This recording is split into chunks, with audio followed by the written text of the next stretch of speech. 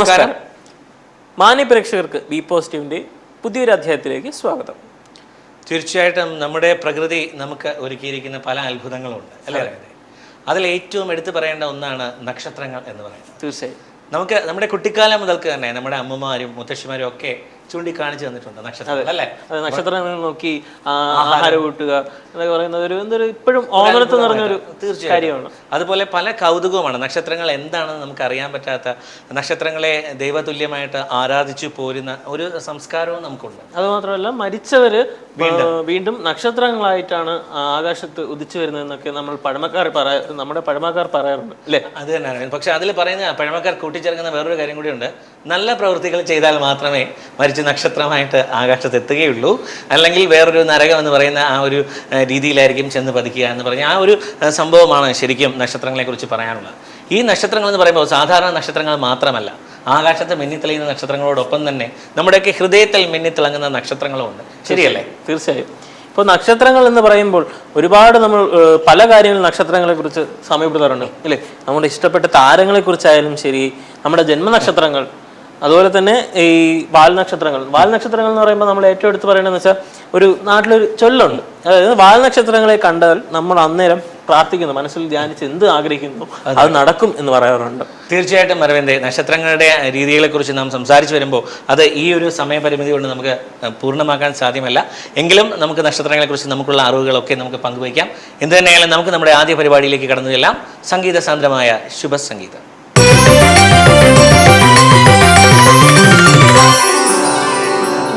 മാത്ര ഞാനൊന്നു കണ്ടേയുള്ളൂ, മനതാരിലാമുഖം പതിഞ്ഞു പോയി. ഒരു നേരം ഞാനൊന്നു കേട്ടേയുള്ളൂ, മധുരമാം സ്വരമെന്നിൽ ലയിച്ചു പോയി. ഒരു മാത്ര ഞാനൊന്നു കണ്ടേയുള്ളൂ.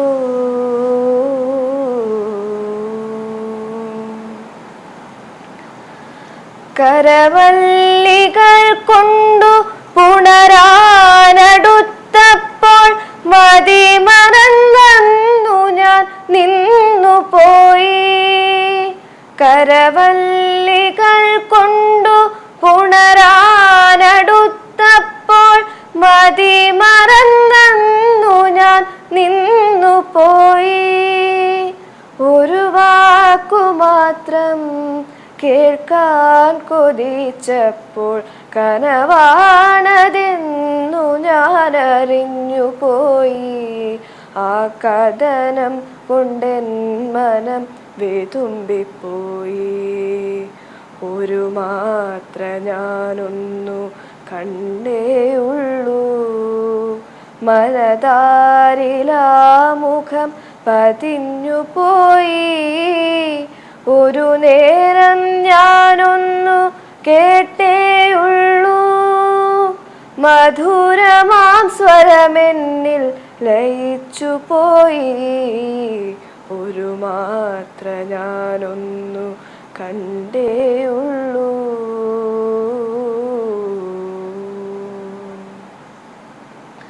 പൂഞ്ചൊടിയാലെന്നെ പുണരാനണഞ്ഞപ്പോൾ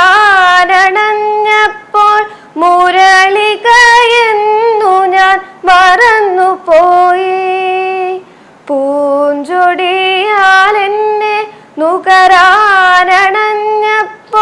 മുരളികയെന്നു ഞാൻ മറന്നുപോയി. ഹരികാംബോജി രാഗമുണർന്നപ്പോൾ സ്വരസിന്ധുവിൽ ഞാനൊഴുകിപ്പോയി. ആ സ്വരരാഗവീചിയിൽ മുഴുകിപ്പോയി. ഒരു മാത്ര ഞാനൊന്നു കണ്ടേയുള്ളൂ, മനതാരിലാമുഖം പതിഞ്ഞു പോയി. ഒരു നേരം ഞാനൊന്നു കേട്ടേയുള്ളൂ, മധുരമാം സ്വരമെന്നിൽ ലയിച്ചു പോയി. ഒരു മാത്ര ഞാനൊന്നു കണ്ടേയുള്ളൂ. സത്യങ്ങളിലേക്ക് വിരൽ ചൂണ്ടുന്ന പരിപാടിയാണ് അടുത്തത്. നമുക്ക് കാണാം ചരിത്രത്തിൽ നിന്ന്.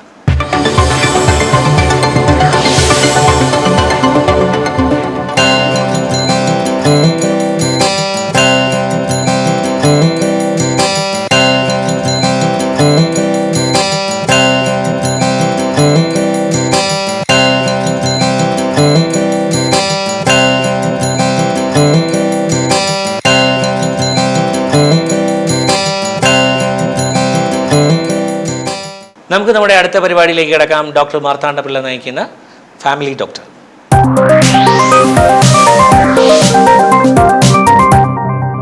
ഫാമിലി ഡോക്ടർ പരിപാടിയിലേക്ക് പ്രേക്ഷകർക്ക് സ്വാഗതം. നടുവേദന അനുഭവപ്പെടാത്ത വ്യക്തികളാരും തന്നെ കാണൂലല്ലോ.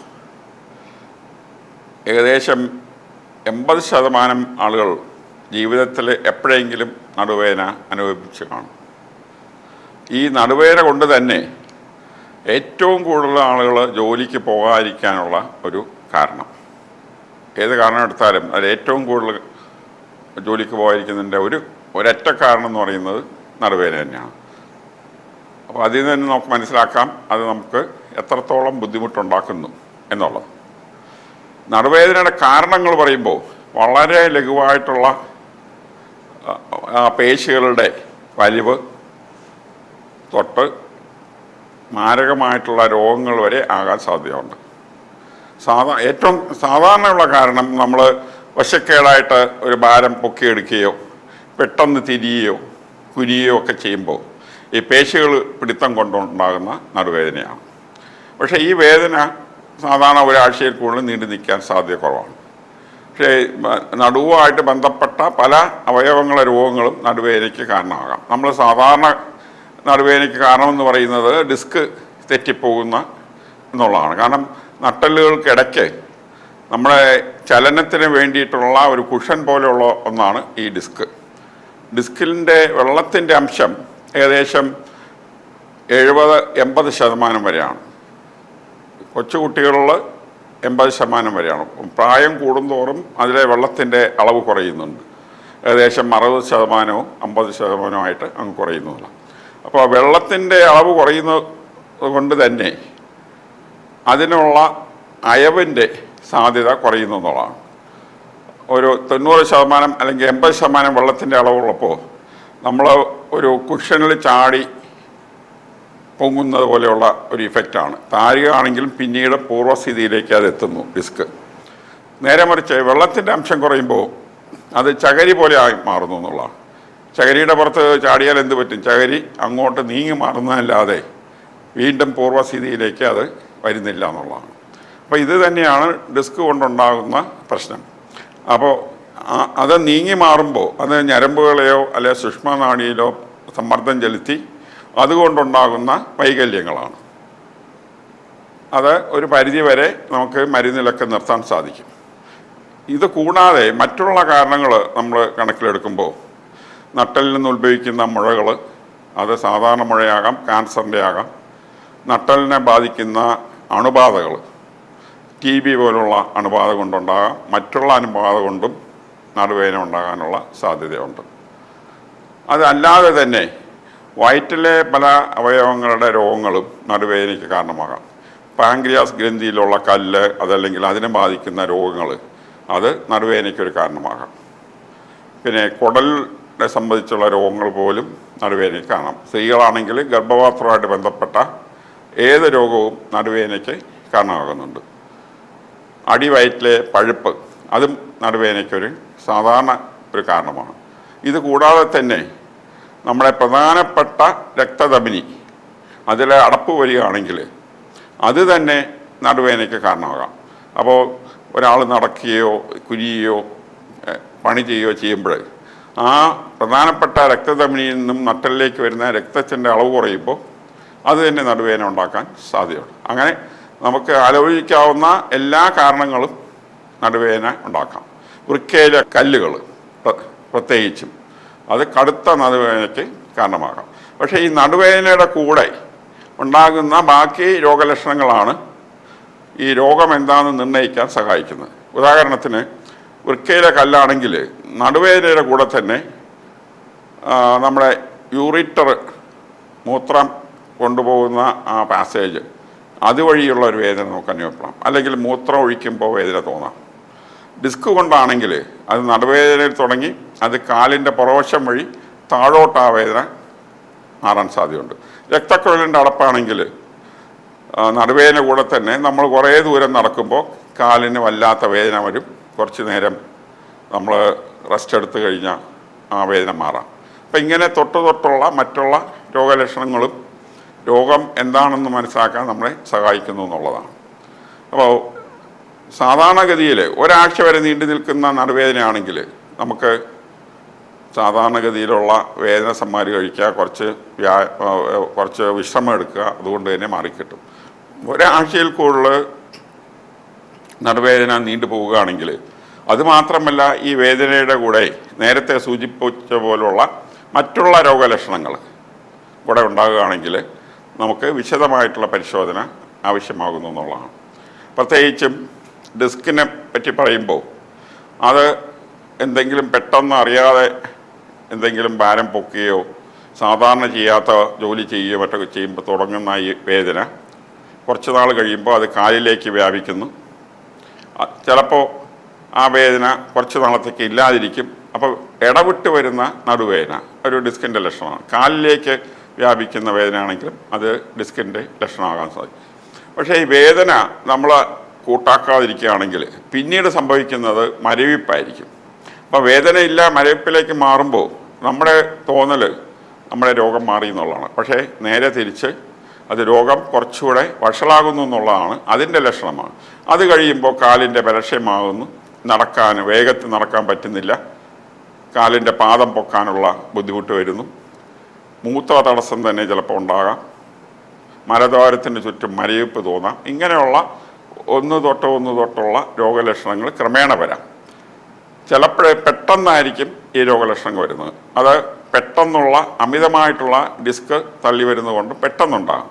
പലപ്പോഴും നമ്മൾ കാണുന്നത് ഇടയ്ക്ക് അസുഖം മാറുന്നു, പിന്നെ നമ്മൾ അറിയാതെ കുറച്ച് ജോലി ചെയ്യുമ്പോൾ വീണ്ടും വേദന വരുന്നു, പിന്നെ അത് നേരത്തെ സൂചിച്ചപോലെ അത് വഷളാകാനുള്ള സാധ്യത. പിന്നെ നട്ടെല്ല് പൊട്ടൽ നടുവേദനയ്ക്കൊരു കാരണമാണ്. പ്രത്യേകിച്ചും നട്ടെല്ലിൻ്റെ പൊതുവേ എല്ലിൻ്റെ കട്ടി കുറയുന്ന പ്രായത്തിൽ ചെറിയ വീഴ്ച തന്നെ ചിലപ്പോൾ നട്ടെല്ല് പൊട്ടലുണ്ടാക്കാം. അപ്പോൾ ഈ പല കാരണം കൊണ്ടും നടുവേദന ഉണ്ടാകാം. ഒരാഴ്ച വരെ നീണ്ടു നിൽക്കുന്ന നടുവേദനയാണെങ്കിൽ മരുന്നുകളും വിശ്രമവും കൊണ്ട് നമുക്ക് പരിഹരിക്കാം. അതിൽ കവിഞ്ഞ് വേദന നീളുകയാണെങ്കിൽ, പ്രത്യേകിച്ചും ആ വേദനയായിട്ട് ബന്ധപ്പെട്ട് മറ്റുള്ള രോഗലക്ഷണങ്ങൾ ഉണ്ടാകുകയാണെങ്കിൽ തീർച്ചയായിട്ടും ഡോക്ടറെ സമീപിക്കേണ്ടത് ആവശ്യമാണ്. കുറഞ്ഞത് ഒരു എക്സ്റേ എങ്കിലും എടുക്കണം. അതിലും നമുക്ക് നിർണയം ചെയ്യാൻ പറ്റിയില്ലെങ്കിൽ നട്ടെല്ലിൻ്റെ CT സ്കാനോ MRI സ്കാനോ കാലിൻ്റെ ഞരമ്പുകളുടെ പ്രശ്നങ്ങൾ മനസ്സിലാക്കാൻ വേണ്ടിയിട്ടുള്ള EMG ടെസ്റ്റോ വയറ്റിൻ്റെ അൾട്രാസൗണ്ട്, അതല്ല ക്യാൻസർ പോലുള്ള രോഗം സംശയിക്കുകയാണെങ്കിൽ അതുമായിട്ട് ബന്ധപ്പെട്ട ടെസ്റ്റുകളും ഒക്കെ തന്നെ അതാത് രോഗലക്ഷണങ്ങളും ആസ്പദമാക്കി എത്ര വേഗത്തിൽ രോഗം വരുന്നു എന്നുള്ളതിന് കണക്കിലെടുത്ത് കൂടുതൽ ടെസ്റ്റുകൾ ചെയ്യേണ്ടി വരും. പൊതുവേ ഒരു 25 വയസ്സ് തൊട്ട് 55 വയസ്സ് വരെ ഉള്ളവരിലാണ് കൂടുതൽ നടുവേദന കണ്ടുവരുന്നത്. കൊച്ചുകുട്ടികളിലോ പ്രായമായവരിൽ നടുവേദന വരികയാണെങ്കിൽ അത് കുറേ കൂടെ ഗൗരവമായിട്ട് നമ്മൾ എടുക്കേണ്ടത് ആവശ്യമാണ്. കൂടുതൽ രോഗനിർണയം ആവശ്യം വന്നേക്കാം. ഏതായാലും ചെറിയ വേദനകൾ എല്ലാവരും അനുഭവിക്കുന്നതാണ്. തൽക്കാല വിശ്രമവും മരുന്നും കൊണ്ട് നിന്നില്ലെങ്കിൽ മാത്രമേ കൂടുതൽ പരിശോധനകൾക്ക് ആവശ്യമുള്ളൂ. അരവിന്ദേ, നമ്മളെല്ലാവരും ആഗ്രഹങ്ങളുള്ളിലുള്ളവരാണ് അല്ലേ? തീർച്ചയായും. എനിക്കൊരു പ്രിയപ്പെട്ട സുഹൃത്തുണ്ടായിരുന്നു. അവന് ചലച്ചിത്രം എന്ന് പറയുന്നത് വലിയൊരു ആഗ്രഹമായിരുന്നു. അത് ശരി. ശരിക്കും നമ്മുടെ കൂടെ നിന്ന് പ്രവർത്തിക്കുന്ന ഒരു വ്യക്തിയായിരുന്നു അവൻ. ശരിക്കും അവൻ്റെ ഉള്ളിലുള്ള ഒരു ആഗ്രഹമായിരുന്നു. ഞങ്ങളൊന്നും പ്രയത്നിക്കാത്ത ആ മേഖലയിൽ പോലും അവൻ അതിനുവേണ്ടി പരിശ്രമിച്ചിരുന്നു. പക്ഷേ എന്തുകൊണ്ടോ ഒരവസരത്തിൽ അവൻ അതിനെ അഭിനയിക്കേണ്ടി വന്നു. അവൻ്റെ ഒരു സുഹൃത്ത് വലയത്തിനുള്ളിൽ അവൻ അഭിനയിക്കാൻ സാധിച്ചു. അവൻ അഭിനയിച്ചു. പക്ഷേ അഭിനയിച്ചപ്പോഴാണ് അവൻ അതിൻ്റെ കാഠിന്യം മനസ്സിലാക്കിയത്, അഭിനയം എന്താണെന്ന് ശരിക്കും തിരിച്ചറിഞ്ഞത്. അതിനു മുമ്പ് അവൻ എല്ലാവരോടും വിമർശന ശരങ്ങൾ ചെയ്യുമായിരുന്നു. പക്ഷേ അഭിനയിച്ചതിന് ശേഷം, ഇനിയാണ് വളരെ പ്രസക്തമായിട്ടുള്ള ഭാഗം, അഭിനയിച്ചതിന് ശേഷം ഈ അഭിനയ മോഹമായിട്ട് നടന്ന വ്യക്തി അന്ന് തന്നെ അഭിനയം നിർത്തി. പിന്നീട് അവൻ്റെ മേഖല തിരിച്ച് ഒരു ബിസിനസ് മേഖലയിലേക്ക് തിരിച്ചു. ശരിക്കും നമ്മുടെയൊക്കെ ജീവിതത്തിൽ ഓരോ വഴിത്തിരിവുണ്ട് അല്ലേ രവി? അതെ, തീർച്ചയായും. അത് മാത്രമല്ല, നമ്മൾ ഏറ്റവും എടുത്തു പറയേണ്ടത് സിനിമാ താരങ്ങളായാലും ശരി, ഇപ്പോൾ നമ്മൾ താരം എന്ന് അവരെയൊക്കെ വിശേഷിപ്പിക്കുന്നത് അത്രത്തോളം അവർ കഠിന പ്രയത്നം നടത്തിയിട്ടുണ്ട് സിനിമകളിൽ. ഒരുപാട് കാര്യങ്ങൾ ത്യാഗം ചെയ്തു.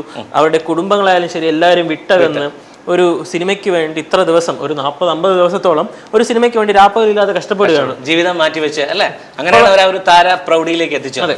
അത് മാത്രമല്ല, നമ്മൾ പുറമേ നോക്കുമ്പോൾ അവർ ജാടയാണ്, അല്ലെങ്കിൽ അവർ അഹങ്കാരികളാണ്, അല്ലെങ്കിൽ പണത്തിന്റെ കൊഴുപ്പ് കാണിക്കുന്നവരാണെന്നൊക്കെ നമുക്ക് തോന്നാം. പക്ഷെ അവരെ അടുത്തറിയുമ്പോഴാണ് അവരെന്താണ്, ഏതാണ്, അവരുടെ വ്യക്തി ജീവിതങ്ങൾ നമ്മൾ ഒരുപാട് സ്വാധീനിക്കും. അപ്പോൾ അത്തരത്തിലൊരു മോട്ടിവേഷൻ ക്യാപ്സ്യൂളാണ് നമ്മൾക്കായി ഇനി അടുത്തതായി ഒരുങ്ങുന്നത്. പ്രവീൺ പരമേശ്വർ അവതരിപ്പിക്കുന്ന വഴിത്തിരിവ്.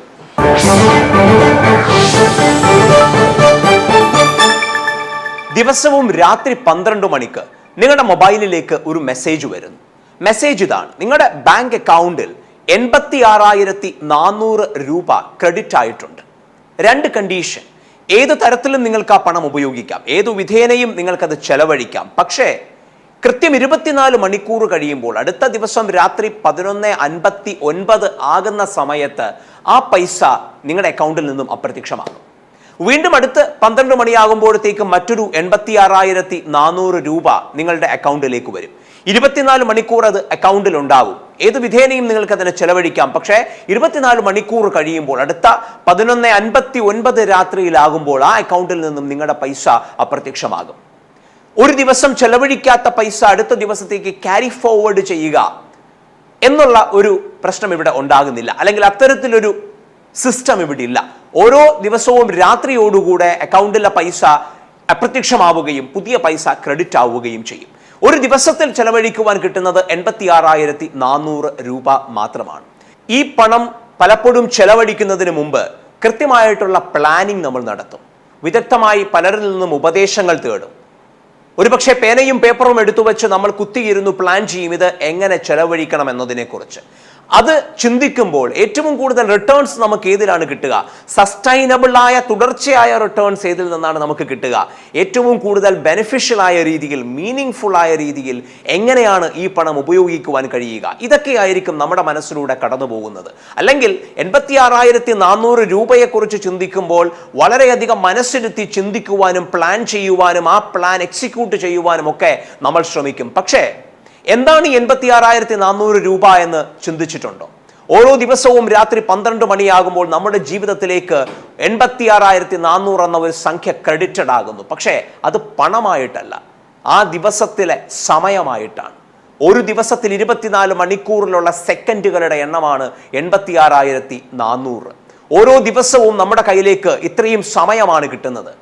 ഇവിടെ നോക്കേണ്ടത്, പണം ചെലവഴിക്കുവാൻ വേണ്ടി പ്ലാൻ ചെയ്യുന്ന, ഉപദേശങ്ങൾ തേടുന്ന, കുലങ്കഷമായി ചിന്തിക്കുന്ന നമ്മൾ അതിനേക്കാൾ വിലയുള്ള ഈ സമയം നമ്മുടെ കയ്യിലേക്ക് കിട്ടുമ്പോൾ അതിനെ ചെലവഴിക്കുവാൻ വേണ്ടിയിട്ട് എന്തുമാത്രം പ്ലാൻ ചെയ്യുന്നു, എന്തുമാത്രം സിസ്റ്റമാറ്റിക് ആയിട്ട് നമ്മൾ അതിനെ അപ്രോച്ച് ചെയ്യുന്നു, എന്തുമാത്രം കൃത്യതയോടുകൂടെ നമ്മൾ അതിനെ ചെലവഴിക്കുന്നു. ഒരു പക്ഷേ പണത്തിനേക്കാൾ മൂല്യം കൂടിയതാണ് സമയം. എങ്കിലും പലപ്പോഴും അതിനു വേണ്ടിയിട്ട് അർഹമായിട്ടുള്ള പ്രാധാന്യം നമ്മൾ കൊടുക്കാറില്ല, അതിനു വേണ്ടിയിട്ട് അർഹമായ ശ്രമം നമ്മൾ നടത്താറില്ല. ഇവിടെ ഒരു റീതിങ്കിങ് ആവശ്യമാണ്. ഒരാഴ്ച എടുത്തു കഴിഞ്ഞാൽ ആ ആഴ്ചയിൽ നമുക്ക് കിട്ടുന്ന 86,400 × 7 സെക്കൻഡുകളെ എങ്ങനെ ചെലവഴിക്കാമെന്നതിനെ കുറിച്ച് കണിശമായിട്ടുള്ള ഒരു പ്ലാൻ നമ്മുടെ കയ്യിൽ ഉണ്ടാവണം. അതിനെ നമുക്ക് 7 ദിവസത്തിലേക്ക് ബ്രേക്ക് ഡൗൺ ചെയ്യാം. ഓരോ ദിവസവും ഞാൻ എന്തായിരിക്കും ചെയ്തു തീർക്കുക എന്ന പ്ലാൻ നമുക്കുണ്ടാവണം. ഒരു പക്ഷേ വരുന്ന സാഹചര്യങ്ങൾക്കനുസരിച്ചും മാറ്റങ്ങൾക്കനുസരിച്ചും ഒക്കെ ആ പ്ലാൻ നമുക്ക് ഫ്ലെക്സ് ചെയ്യേണ്ടി വന്നേക്കാം. ഫ്ലെക്സിബിലിറ്റി അനിവാര്യമായിരിക്കാം. അപ്പോഴും ആ പ്ലാൻ അവിടെ ഉണ്ടെങ്കിൽ കൂടുതൽ പ്രൊഡക്റ്റീവായ മാറ്റങ്ങൾ ആ പ്ലാനിൽ വരുത്തുവാൻ നമുക്ക് കഴിയും. ഇന്നു തന്നെ ഇത്രയും വലിയൊരു സംഖ്യയാണ് നമുക്ക് കിട്ടുന്നതെന്നുള്ള തിരിച്ചറിവോടുകൂടെ, അത് പണത്തിനേക്കാൾ മൂല്യമാണ്, തത്തുല്യമായ പണത്തിനേക്കാൾ മൂല്യമുള്ളതാണെന്നുള്ള തിരിച്ചറിവോടുകൂടെ സിസ്റ്റമാറ്റിക് ആയ ശാസ്ത്രീയമായ പ്ലാനിങ്ങിലേക്ക് നമ്മൾ പോകേണ്ടിയിരിക്കുന്നു. ഏറ്റവും പ്രൊഡക്റ്റീവായ, ഏറ്റവും കൂടുതൽ റിട്ടേൺസ് നമുക്ക് തരുന്ന, ഏറ്റവും സസ്റ്റൈനബിൾ ആയ കാര്യങ്ങൾ എന്തിലാണോ അതിലേക്ക് ആ സമയത്തിന് ഇൻവെസ്റ്റ് ചെയ്യുവാൻ നമുക്ക് കഴിയണം. അതിൽ പ്ലാനിങ് വളരെയധികം ഇമ്പോർട്ടൻ്റ് ആണ്. ഇന്നു മുതൽ തന്നെ പ്ലാൻ ചെയ്യും എന്നൊരു തീരുമാനം നമുക്ക് എടുക്കാം. ശരിക്കും ഇന്ന് നമ്മൾ നക്ഷത്രങ്ങളെ കുറിച്ച് സംസാരിച്ചാണ് തുടങ്ങിയത് അല്ലേ രവീന്ദ്രൻ? ശരിക്കും നക്ഷത്രങ്ങൾ എന്ന് പറയുമ്പോൾ പ്രകൃതിയിലുള്ള നക്ഷത്രങ്ങളല്ലാതെ താരരാജാക്കന്മാരെ കൂടി പറയണം. തീർച്ചയായും ഈ ഒരു കാലഘട്ടത്തിൽ അത്യാവശ്യമാണ് അല്ലേ? അതെ. അപ്പോൾ നമ്മൾ എടുത്തു പറയേണ്ടതാണെങ്കിൽ നമുക്ക് ഏറ്റവും ഇഷ്ടപ്പെട്ട സ്റ്റൈൽ മന്നൻ രജനീകാന്തിന്റെ കബാലി തിയേറ്ററുകളിൽ നല്ല സദസ്സോടു കൂടി തന്നെ ജയത്രയാത്ര തുടരുകയാണ്. ഒരു വിജയ തരംഗമായിട്ട് മുന്നേറിക്കൊണ്ടിരിക്കുകയാണ്. അത് മാത്രമല്ല മറ്റു താരങ്ങളുടെ ആരാധകരായാലും ശരി, ഏത് താരങ്ങളുടെ ആരാധകരായാലും ശരി, അവരവരുടെ താരങ്ങൾക്ക് പടങ്ങൾ കാണാൻ പോകുന്നത് പോലെ തന്നെ ഇവർ മറ്റു താരങ്ങളെ ചിലപ്പോൾ വിമർശിക്കും. പക്ഷെ രജനീകാന്തിന്റെ പടം ഇറങ്ങുന്നത് പറഞ്ഞാൽ എല്ലാ താരങ്ങളുടെയും ആരാധകർ ഒരുമിച്ചെത്തുന്ന ഒരു മുഹൂർത്തമായിരിക്കും. പറയുമ്പോൾ തന്നെ ഒരു രോമാഞ്ചം കയറും. തീർച്ചയായിട്ടും പറയുന്നത് നമ്മുടെ പ്രദർശനശാലകൾ വൻ വിജയം കൊയ്തുകൊണ്ടിരിക്കുകയാണ്. തീർച്ചയായിട്ടും ഇതിൽ നിന്ന് നമ്മൾ മനസ്സിലാക്കേണ്ട ഒരു കാര്യം, നമ്മുടെ ഉള്ളിൽ കഴിവുണ്ട്, നമ്മുടെ ഉള്ളിൽ ശക്തിയുണ്ട് എന്നുണ്ടെങ്കിൽ തീർച്ചയായിട്ടും ലോകം നമ്മെ അംഗീകരിക്കും. അതിനുള്ള ഉത്തമ ഉദാഹരണം തന്നെയാണ് നമ്മുടെ രജനീകാന്ത്. അദ്ദേഹം എങ്ങനെ ജീവിച്ചിരുന്ന ഒരു വ്യക്തിയാണ്, സമൂഹത്തിന്റെ ഏത് നിലയിലാണ് എത്തപ്പെട്ടിരിക്കുന്നത്. ഇതൊക്കെ തന്നെയാണ് നമ്മുടെ പ്രചോദനം, നമുക്ക് മുന്നോട്ടുള്ള വഴിയിലുള്ള പ്രചോദനം, നമ്മെ നയിക്കുന്ന ഒരു ശക്തി എന്ന് പറയുന്നത് അല്ലെ. ഇതുപോലെയുള്ള പുതുപുത്തൻ ആശയങ്ങളും ചിന്തകളുമായി നിങ്ങളെ കാണാൻ ഞങ്ങൾ വീണ്ടും വരും. അതുവരെ നന്ദി, നമസ്കാരം.